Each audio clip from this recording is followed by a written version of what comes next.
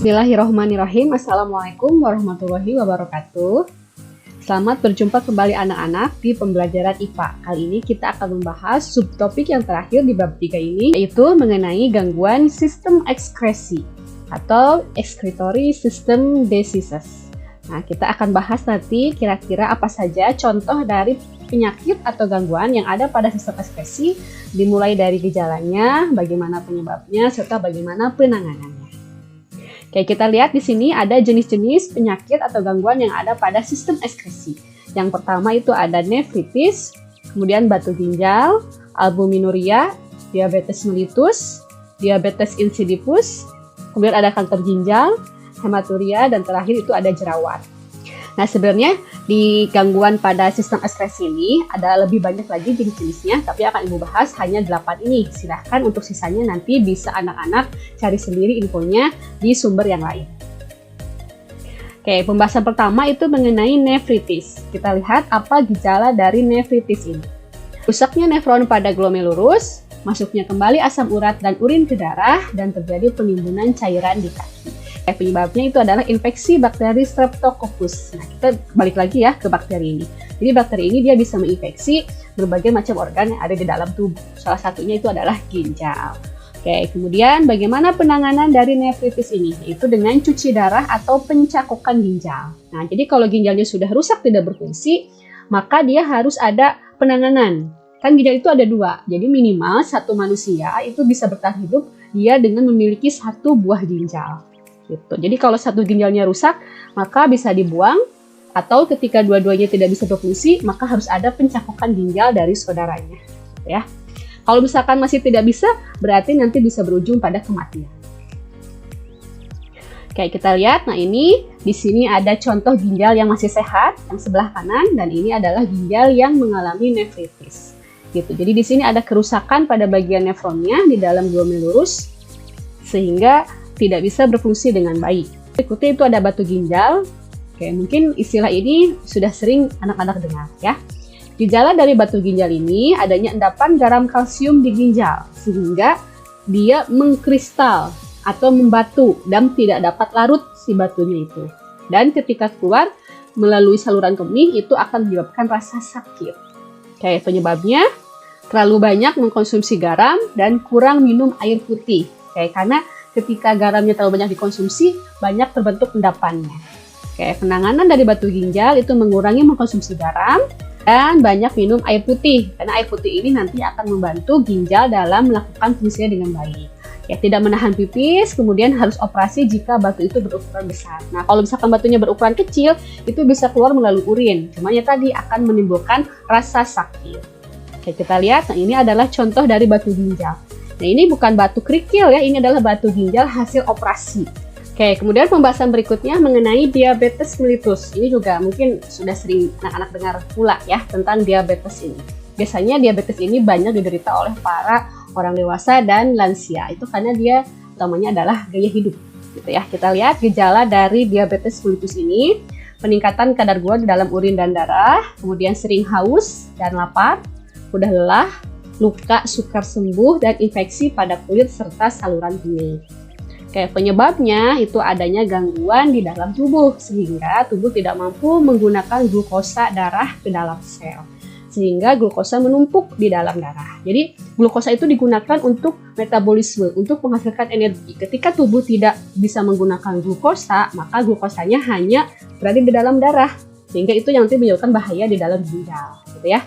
Kemudian penanganannya itu nanti menghindari makanan dengan kadar gula yang tinggi, melakukan olahraga secara teratur, kemudian menjaga berat badan. Tidak boleh terlalu gemuk, karena kalau nanti dia gemuk, obesitas, itu nanti lebih banyak menghasilkan gula. Gitu ya. Ini adalah contoh orang yang mengalami diabetes mellitus. Jadi dia mengalami luka dalam tubuhnya dan lukanya sukar sembuh. Ketika luka itu sukar sembuh, maka lama-kelamaan si luka ini akan membusuk sehingga harus diamputasi. Itu adalah bahaya dari diabetes. Banyak sekali penderita diabetes yang sudah kehilangan anggota tubuhnya. Biasanya banyak kehilangan kaki dan tangan.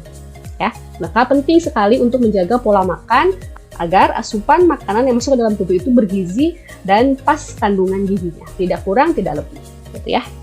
Berikutnya adalah diabetes insipidus. Ini tolong dibedakan dengan diabetes mellitus karena ini namanya mirip tapi dia jenis penyakitnya berbeda. Ada lagi itu selalu merasa haus dan pada saat bersamaan sering membuang air kecil dalam jumlah yang sangat banyak. Bahkan bisa 20 liter dalam sehari. Jadi dia terus-terusan mengeluarkan air pipisnya tiada henti. Ya. Oke, kemudian penyebabnya ada gangguan hormon antidiuretik. Hormon antidiuretik ini atau ADH ini berfungsi untuk menyerap cairan yang ada dalam tubuh. Ketika hormon ini mengalami gangguan, maka tidak ada cairan yang diserap oleh tubuh sehingga dikeluarkan melalui urin dalam jumlah yang sangat banyak. Itu nanti akan memperberat kerja dari ginjal. Oke, maka penanganannya itu mengkonsumsi air lebih banyak. Jadi kalau misalkan pipisnya banyak, maka harus banyak minum air putih. Mengkonsumsi obat desmopressin. Nah, obat ini digunakan untuk meniru hormon antidiuretik. Jadi ketika ada asupan obat, maka nanti hormon tadinya kurang di dalam tubuh itu akan bertambah banyak sehingga membantu proses penyerapan air. Namun penggunaan obat ini harus dengan resep dokter, ya.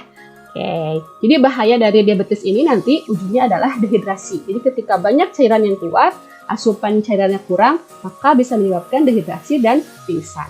Gitu. Kemudian berikutnya itu adalah kanker ginjal. Kita lihat gejala dari kanker ini adanya darah dalam urin, kerusakan ginjal, dan berujung kematian. Penyebabnya itu adalah pertumbuhan sel di dalam ginjal yang tidak terkontrol. Jadi si bagian sel kankernya itu terpicu untuk terus tumbuh, menggerogoti ginjal sehingga ginjal tidak bisa melakukan fungsinya dengan baik karena dia digerogoti zat baiknya oleh kanker ini. Ya.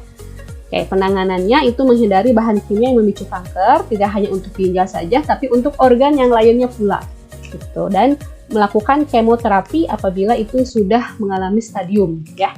Oke, dan lain-lain. Biasanya kalau penanganan kanker itu lebih khususnya oleh tim dokternya, dan memang kalau misalkan sudah tidak bisa tersembuhkan, ya berujungnya pada kematian itu. Oke, kita lihat di sini. Nah, ini adalah animasi dari kanker ginjal. Ginjal yang sehatnya, dan ini adalah ginjal yang mengalami kanker. Jadi bagian-bagian ginjalnya digerogoti oleh sel-sel kanker yang terus tumbuh. Gitu. Ya, ini pasti akan menyebabkan rasa sakit dan berefek komplikasi pada penyakit yang lainnya. Kemudian berikutnya adalah hematuria. Nah, kira-kira apa sih hematuria ini? Ini mungkin istilah baru bagi anak-anak, ya. Kayak gejalanya itu adanya sel darah merah pada urin. Kemudian penyebabnya ada infeksi bakteri pada saluran kemih. Penanganannya jangan menahan buang air kecil, membersihkan tempat keluar urin dari depan ke belakang. Jadi kalau misalkan kamu lagi cebok nih, tidak boleh dari belakang ke depan, tapi harus dari depan ke belakang supaya bakteri yang ada di dalam bubur atau untuk buang air besar tidak masuk melalui saluran kemihnya. Gitu ya. Jadi harus mencebok itu dengan cara yang betul. Kemudian sering minum air putih dan memberi antibiotik untuk membersihkan bakteri.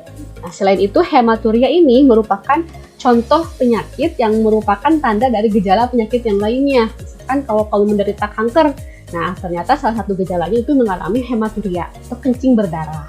Tuh, nah ini adalah contoh air kencing yang normal yang berwarna kuning dan ini adalah penderita hematuria. Jadi air kencingnya bercampur dengan darah. Kemudian yang terakhir itu ada jerawat atau akne vulgaris. Nah, ini biasanya banyak dialami dan pernah dialami oleh semua orang, baik laki-laki ataupun perempuan, baik anak kecil maupun orang dewasa, ya.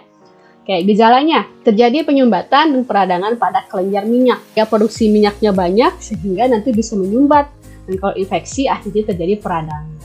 Oke, penyebabnya itu adalah faktor hormonal bergantung pada tubuh masing-masing atau penggunaan kosmetik yang berlebih.